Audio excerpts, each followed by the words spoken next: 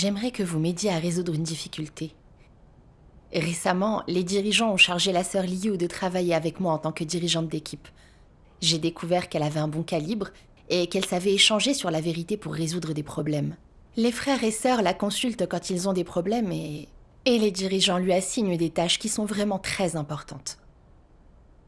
Tout cela me contrarie énormément, parce que c'est comme si elle me volait la vedette. Je me compare toujours à elle, et ça me déprime quand je ne suis pas la meilleure. Parfois, je n'ai même pas envie de faire mon devoir. Je sais que je lutte pour la gloire et le gain, mais je ne sais pas ce que je peux faire pour résoudre ce problème. J'ai entendu dire que tu avais vécu la même chose. Pourrais-tu nous raconter comment est-ce que tu l'as résolu, toi ? Bien sûr. Quand j'ai commencé à servir à la tête de l'équipe d'abreuvement, les frères et sœurs chargés de ce devoir me consultaient quand ils avaient des problèmes et avaient une haute opinion de moi. Quand de nouveaux croyants étrangers devaient être abreuvés, les dirigeants me demandaient de le faire. Ils m'ont aussi chargé d'enseigner l'allemand aux autres membres de l'équipe. Du coup, tout le monde m'a encore plus admirée. Et chacun tenait à me parler de ses problèmes. J'avais l'impression d'être indispensable à toute mon équipe, et j'adorais être admirée et entourée par les autres membres. Ensuite, les dirigeants ont fait entrer Sœur Fang pour qu'elle puisse être intégrée à notre équipe. Ils nous disaient qu'elle allait abreuver les nouveaux croyants avec nous. Au fil du temps, j'ai découvert qu'elle avait un bon calibre et que son échange sur la vérité était compréhensible. Quand de nouveaux croyants avaient des questions, non seulement elle trouvait des paroles de Dieu pertinentes, mais elle intégrait son expérience à ces échanges. Ils trouvaient très vite les solutions dont ils avaient besoin. Après quelque temps, les frères et sœurs allaient consulter Sœur Fang directement quand ils avaient un problème. Ça m'a découragée. Je me suis mise à penser, depuis son arrivée, tout le monde l'admire et lui soumet ses problèmes. La croit-il plus compétente et efficace que moi ? Après tout, je suis la dirigeante d'équipe. Je ne peux pas la laisser prendre ma place. Je dois récupérer toute la gloire qui me revient. Juste avant une réunion, Sœur Wang a édité un document en allemand et l'a envoyé au groupe, en disant qu'elle s'était servie d'un logiciel de traduction pour certaines parties. Elle voulait qu'on le vérifie, Sœur Fang et moi, avant la réunion. En le lisant attentivement, j'y ai trouvé toutes sortes d'erreurs et de problèmes de traduction. Et j'ai pensé, voilà, c'est ma chance. Sœur Fang connaît et parle un peu allemand, mais pas aussi bien que moi. Je dois montrer à tout le monde que je suis plus compétente qu'elle. J'ai donc parcouru en long et en large, corrigé et remis en forme l'intégralité du document. Je me disais que les frères et sœurs s'apercevraient de mon talent dès qu'ils verraient comment je l'avais rendu plus clair et surtout beaucoup plus cohérent. Finalement, j'ai passé toute la réunion à travailler sur ce document, au lieu de vraiment écouter. Même après la réunion, j'ai aussi passé toute la soirée à le revérifier et à le recompiler encore et encore. J'en avais mal à la tête et j'avais mes yeux qui me brûlaient. Mais quand je pensais à l'admiration des frères et sœurs que je regagnerais par la qualité de mon travail, j'oubliais ma fatigue.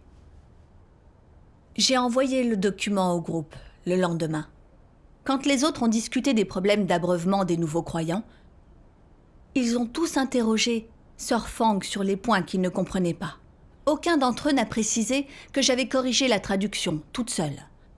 J'étais frustrée et je me suis demandé pourquoi j'étais devenue secondaire depuis que Sœur Fang était arrivée. Elle ne valait pas mieux que moi. Je suis restée devant l'ordinateur sans dire un mot et sans aucun désir de discuter. J'ai même pensé que je n'avais plus envie de faire ce devoir. C'est aussi ce que je me dis. Comme je ne suis pas à la hauteur de Sœur Liu, j'ai aussi songé à jeter l'éponge. Je comprends. C'est à ce moment-là que tout à coup, une sœur m'a posé une question. Et je n'ai pas su quoi répondre, parce que je n'avais pas du tout suivi la discussion qu'ils avaient eue. Comme je n'avais rien à répondre, Sœur Fang a donné son opinion concernant la question. Et tout le monde était d'accord avec ce qu'elle disait. Je suis devenue toute rouge, comme une tomate. J'ai vite cherché la partie du document dont il était question. Je me suis aperçue qu'ils avaient échangé sur presque tout sans que j'aie rien suivi. Oui. Je me suis sentie coupable sur le coup. Je dirigeais l'équipe d'abreuvement. J'aurais dû les guider dans leur apprentissage et m'occuper de leurs problèmes dans leurs devoirs. Mais je passais mon temps à me comparer à Sœur Fang. Et je ne me souciais que de ce que les autres pensaient de moi. Je ne mettais pas mon cœur dans mon devoir. Comment aurais-je bien pu l'accomplir avec une attitude pareille? Après la réunion, j'ai réfléchi sur l'état dans lequel j'étais. Depuis l'arrivée de Sœur Fang, tout le monde lui soumettait le moindre de ses problèmes. J'étais réfractaire, il me semblait qu'on m'avait pris mon rôle, et aussi volé ma gloire. Je frimais de toutes les manières possibles, dans l'espoir de retrouver ma position dans le cœur des gens. Lorsque je n'obtenais pas ce que je voulais, c'était comme si ma motivation s'évanouissait. Et j'ai même eu envie de démissionner. N'était-ce pas trahir Dieu? Comprenant que je n'étais pas dans le bon état, j'ai prié Dieu en silence pour lui demander de m'aider à mieux me connaître. Bien. Voici un passage des paroles de Dieu. Les paroles de Dieu disent « Sans comprendre ni pratiquer la vérité, l'homme vit souvent au milieu du tempérament corrompu de Satan et au milieu de divers pièges sataniques, se torturant les méninges pour son avenir, sa fierté, mais aussi pour son statut et ses autres intérêts personnels. Mais si tu adoptes cette attitude, en accomplissant ton devoir, dans ta quête ainsi que ta poursuite de la vérité, tu gagneras la vérité. Si tu travailles toujours dur pour la vérité, te présentant souvent devant Dieu, cherchant souvent la vérité, tu récolteras le fruit de la vérité. Oui. Ce que tu vis aura une apparence humaine, une humanité normale, et la réalité vérité. Si tu planifies souvent et que tu envisages aussi des choses, passe du temps à réfléchir et travaille dur. Donne même ta vie pour des choses qui te sont bénéfiques. Quel que soit le coût, tu pourras gagner le respect et obtenir divers avantages et formes de fierté. Mais qu'est-ce qui est le plus important? Toutes ces diverses choses ou bien la vérité? La vérité. Tous les gens comprennent bien ce message. Mais ils ne poursuivent pas la vérité et ne se soucient que de leurs propres intérêts et de leur statut. Alors le comprennent-ils vraiment ou bien est-ce une fausse compréhension? En fait, ils sont stupides, ils voient mal ces problèmes. Quand ils seront capables de les voir clairement, ils auront gagné un peu de stature. Il faut qu'ils poursuivent la vérité, qu'ils travaillent dur. Ils ne peuvent pas être confus, ni même négligents. Quand vient le jour où Dieu dit qu'il a fini de parler, qu'il ne veut plus rien dire à l'humanité et ne plus rien faire, quand vient le temps de tester le travail de l'homme, si tu ne poursuis pas la vérité, alors tu es destiné à être éliminé. Lire les paroles de Dieu, tout particulièrement la phrase « Si tu ne poursuis pas la vérité, alors tu es destiné à être éliminé », ça m'a vraiment bouleversée. J'ai pensé à mon comportement récent. Même si j'avais l'air d'accomplir mon devoir, j'avais juste protégé mes intérêts et mon statut à chaque instant. Oui. Quand j'ai vu que Sœur Fang me surpassait en calibre et en compétences, que les autres membres de l'équipe l'estimaient beaucoup, j'ai vécu une crise. Je croyais que ma position était menacée. Je l'affrontais en secret, me comparant à elle. Et je voulais que tout le monde estime que j'étais meilleure qu'elle. Je voulais reconquérir l'admiration des autres. N'étais-je pas en train de protéger mon statut personnel en prétendant accomplir mon devoir? Si. Dieu m'avait élevée au poste de dirigeante, pour que je me soucie de sa volonté et du travail de l'Église. C'était dans l'espoir que j'apprenne à résoudre les problèmes avec la vérité, et à pratiquer la vérité dans mon devoir, afin de changer mon tempérament. Mais je ne pratiquais pas du tout la vérité. J'étais piégée dans un état de lutte pour la gloire et le gain. Tout le temps, je ne pensais qu'à surpasser Sœur Fang, et à savoir si je pouvais gagner l'admiration des frères et sœurs. Je mettais complètement mon devoir de côté. Sans prestige ni statut, je voulais abandonner mon devoir. C'était résister à Dieu. À ce moment, j'ai pris un peu peur. J'ai vu que j'étais obscure et peinée dans l'esprit en perdant l'œuvre du Saint-Esprit, parce que tout ce que je faisais dégoûtait Dieu. Donc il m'avait caché son visage. Il m'éliminerait si je ne me repentais pas. Absolument. En écoutant ton échange, je vois à quel point il est dangereux de vivre dans un état de lutte pour la gloire et le gain. Je suis dans le même genre d'état ces derniers temps. Quand on échange en réunion ou qu'on discute tout simplement, je me demande toujours comment surpasser Sœur Liu pour que les autres membres m'admirent. Je lutte constamment pour la réputation et l'intérêt personnel, sans mettre mon cœur dans mon devoir. Et Dieu déteste vraiment tout ça. Oui. Absolument. Quand j'ai compris tout ça, je me suis vite présentée devant Dieu pour prier.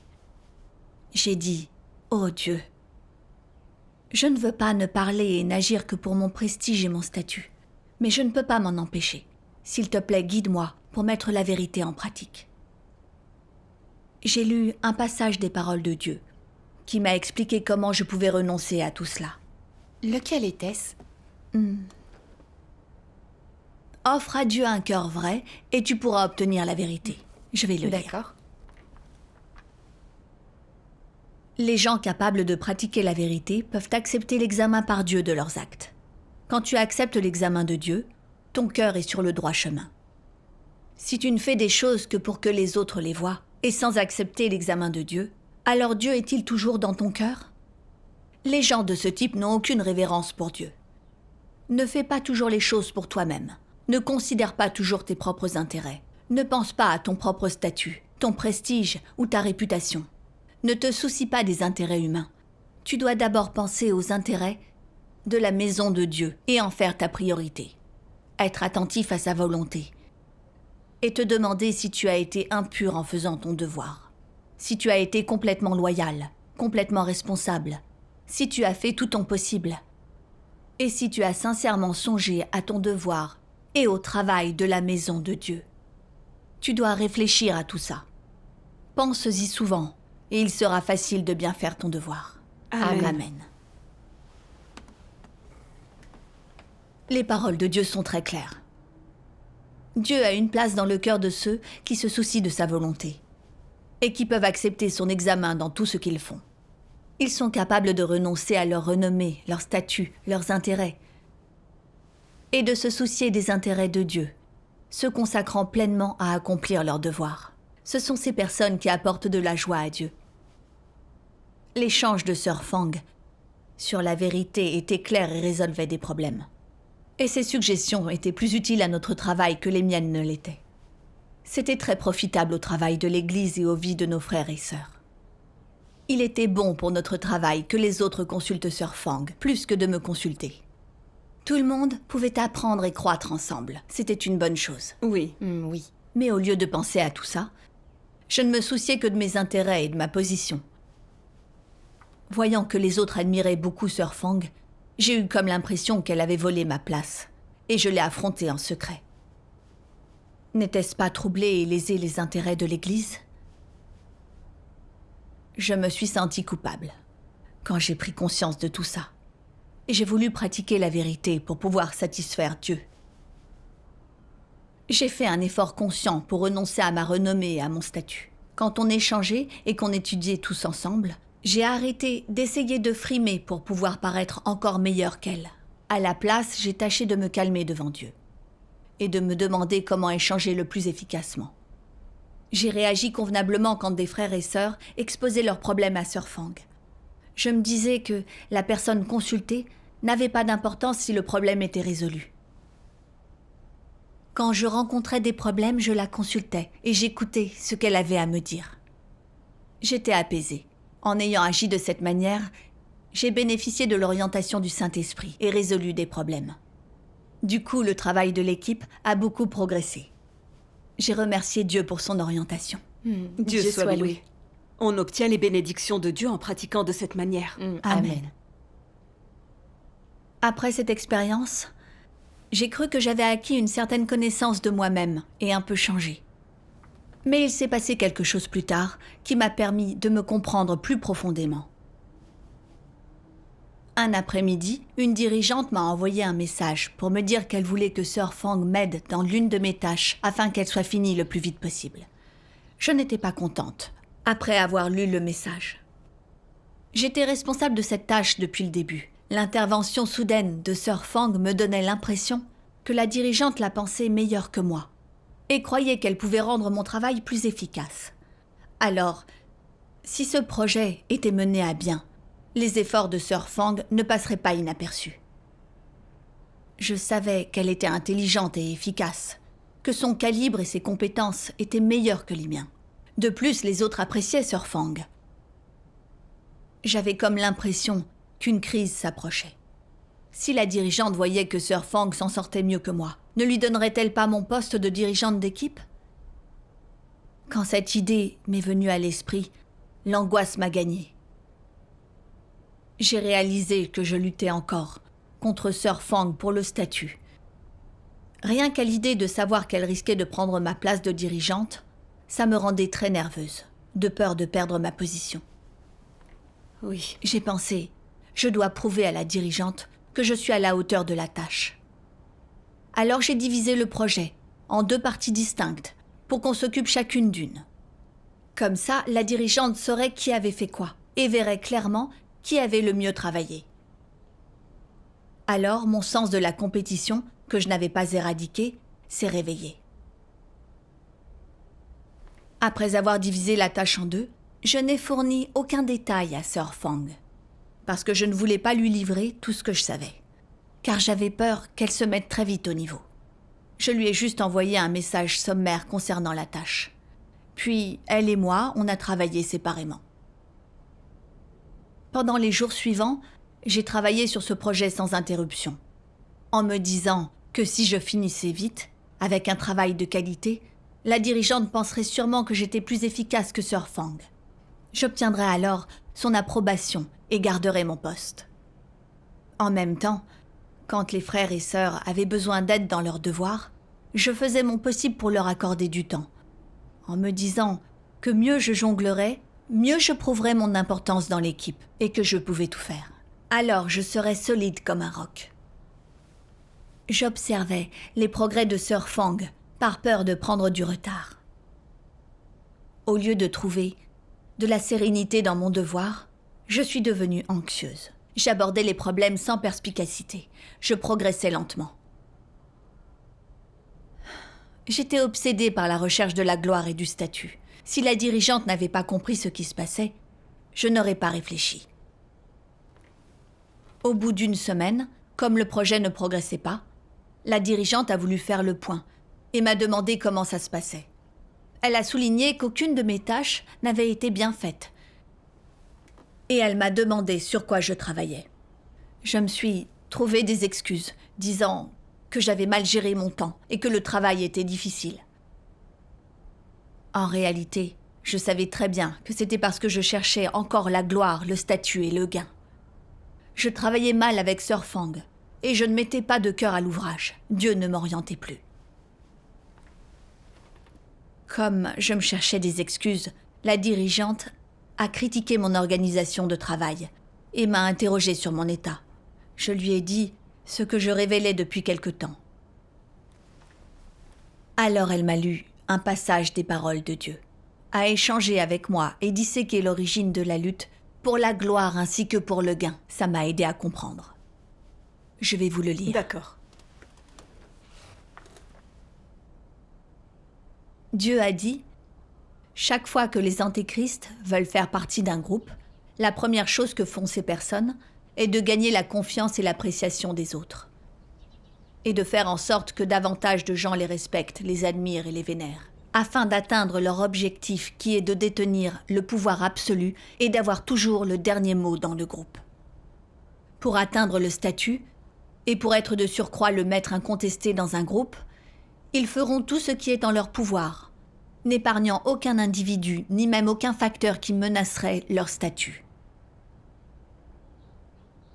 Bien sûr, les antéchrists sont obligés d'employer un certain nombre de moyens pour y parvenir. Quiconque s'exprime bien et peut parler de manière logique, de manière ordonnée et organisée, devient l'objet de leur jalousie dans le fond de leur cœur, devient une cible pour l'imitation, et de plus, la cible de leur compétition.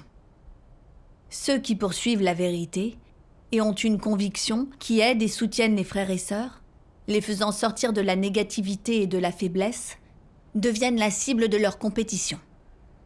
Celui qui est adepte d'une certaine tâche et admiré par les frères et sœurs devient également la cible de leur compétition. ceux dont le travail est fructueux et qui sont loués par le supérieur, sont encore plus une cible pour leur compétition. Et quelle est leur devise à tous, qu'importe le groupe dans lequel ils sont? Ces gens ne veulent pas nécessairement obtenir le statut qui serait le plus élevé de tous. Ils ont un certain tempérament, une certaine mentalité qui les pousse à faire ce genre de choses. À quoi fait référence cette mentalité? C'est « je dois rivaliser, encore, toujours ». Rivaliser, voilà quel est leur tempérament. Ils ont un tempérament que personne n'est capable de contrôler. Personne ne peut le contrôler. Et eux-mêmes ne le peuvent pas.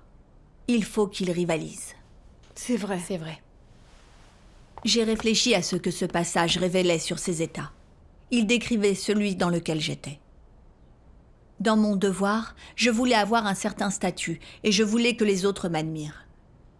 Quand j'ai eu l'impression que Sir Fang était sur le point de me prendre ma place, je l'ai alors traité comme une adversaire directe. Et j'ai secrètement lutté pour conserver ma position. J'ai divisé le travail pour qu'on voie qui était la plus efficace.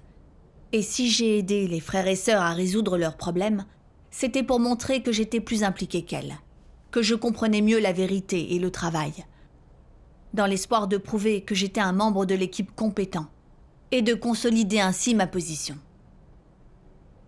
Je voulais prouver ma valeur et je me comparais à elle à chaque instant. N'était-ce pas précisément le tempérament d'Antéchrist qui est révélé par Dieu? Absolument. En y réfléchissant, j'ai compris que la dirigeante voulait qu'on travaille ensemble, principalement pour être plus efficace et finir le projet rapidement. Obsédée par des stratagèmes, je voulais me servir de mon devoir pour renforcer ma position, sans même songer au travail de l'Église. Au lieu d'avoir à cœur de remplir réellement le mandat de Dieu, je ne songeais qu'à trouver des moyens de donner une bonne impression. Je manigançais contre Sir Fang pour mon statut, ce qui retardait le travail. En quoi était-ce faire mon devoir? De toute évidence, je ne faisais qu'aider Satan à saboter le travail de l'Église. Oui. Je savais que mon désir de réussite était trop fort, mais sans me rendre compte que c'était un tempérament d'antéchrist. Bien sûr. Après avoir écouté ton échange, je pense que c'est vraiment très grave. Ça l'est. J'ai lu d'autres passages des paroles de Dieu. Si tu ne poursuis pas la vérité et veux rallier les gens à ta cause, que tu souhaites satisfaire tes ambitions et désirs et combler ton aspiration à un statut, alors c'est que tu suis le chemin des antéchrists. Le chemin des antéchrists est-il en harmonie avec la vérité? Non. Qu'est-ce qui est en contradiction avec la vérité? Au nom de quoi ces gens agissent-ils? Pour le statut. Qu'est-ce qui se manifeste chez les gens qui agissent au nom d'un statut? Certains disent, ils parlent toujours des doctrines, ils n'échangent jamais sur la réalité-vérité. Ils parlent pour eux-mêmes. Ils n'exaltent jamais Dieu, ni ne lui portent témoignage. Les gens chez qui ces choses sont exposées agissent pour le statut.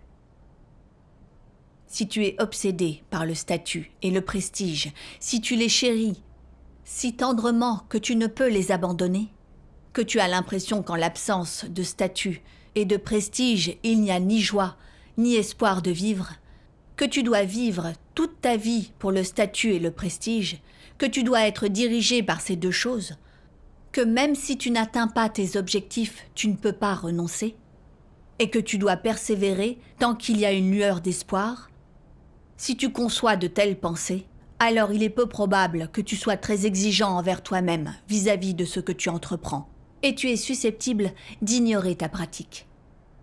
Une telle poursuite du statut et de la renommée affecte ta capacité à être une créature de Dieu acceptable. Elle affecte ta capacité à accomplir correctement ton devoir. Pourquoi est-ce que je dis cela?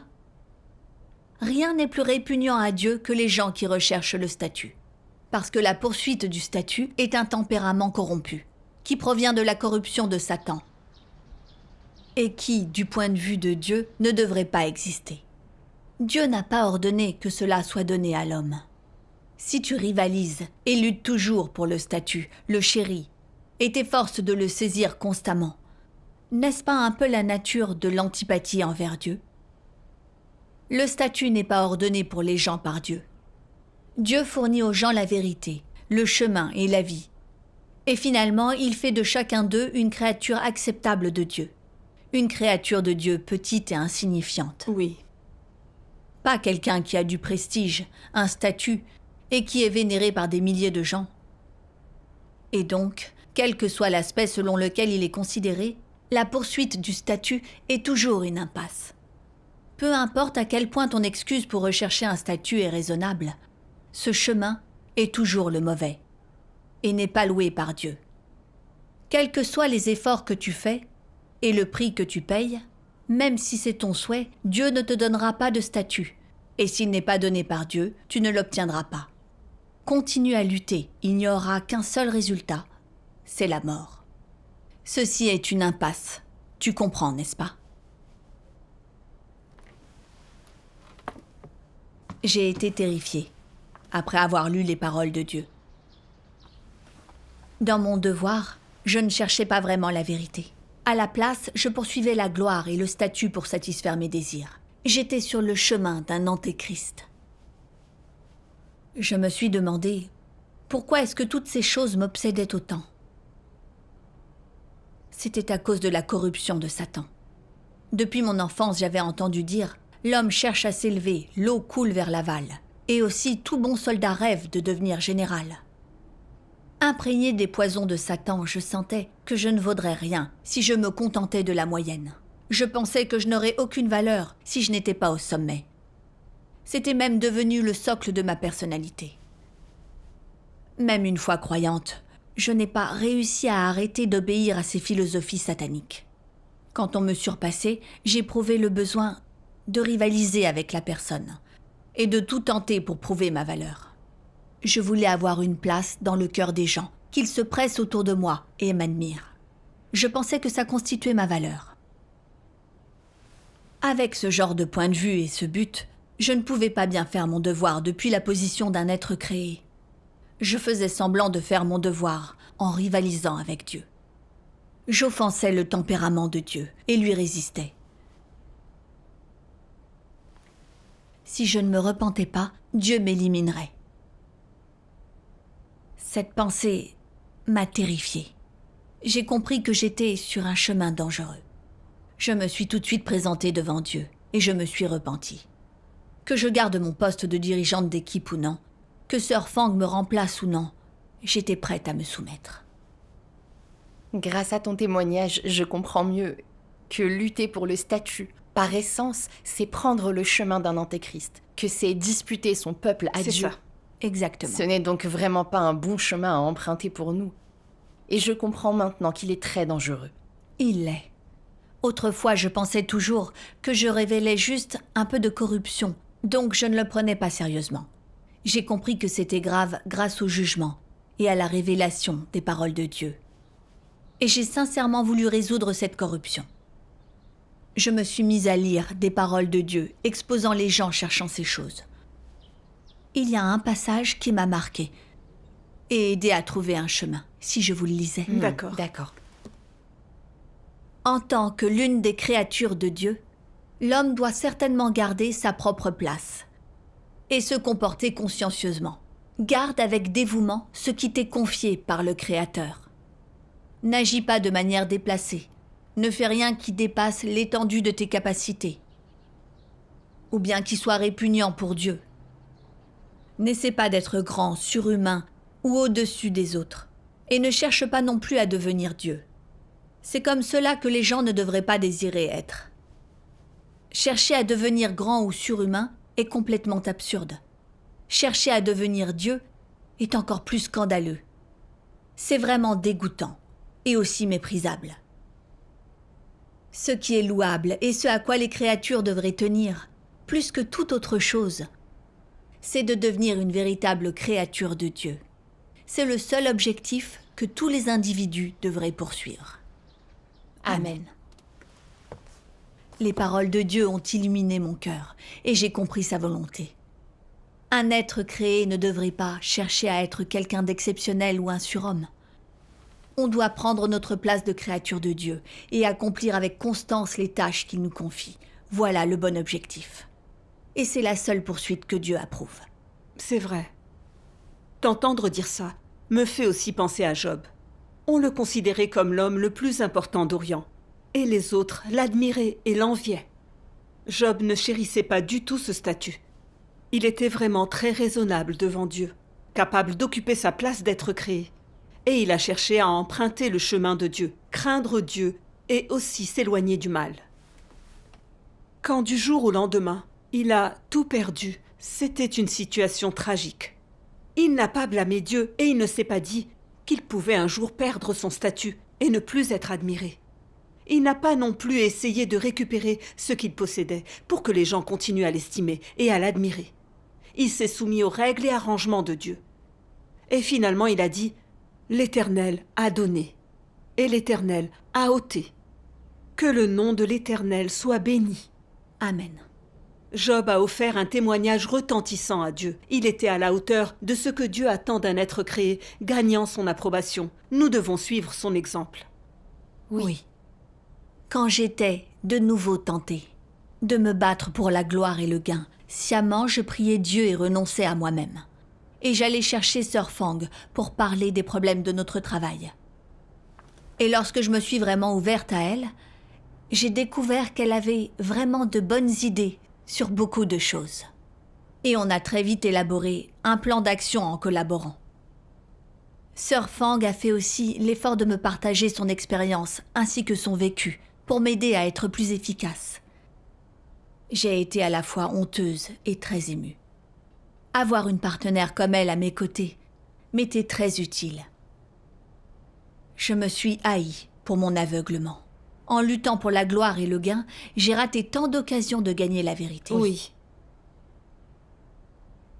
Après ça, j'ai arrêté de craindre que Sœur Fang prenne ma place de dirigeante d'équipe. Je suis devenue bien plus détendue et efficace dans mon devoir. Dès qu'on a travaillé en équipe, on a fini ce projet en un rien de temps. Dieu soit loué. Dieu soit loué. En traversant tout ça, j'ai vraiment senti que Dieu était à mes côtés. Et que pour purifier mon tempérament corrompu, il a rangé toutes ces situations. C'est vrai. Il m'a jugée, exposée et guidée par ses paroles, ce qui m'a permis de mieux me comprendre. J'étais emplie de gratitude envers Dieu, et j'ai décidé de le satisfaire en faisant mon devoir. Amen. Dieu soit loué. Dieu Ton soit loué. témoignage éclairant m'a permis de comprendre ma propre tendance à lutter pour la gloire et le gain, et je vois un chemin de pratique. Dieu soit loué. C'est formidable. Ton échange m'a aussi apporté un peu de clarté sur cette vérité.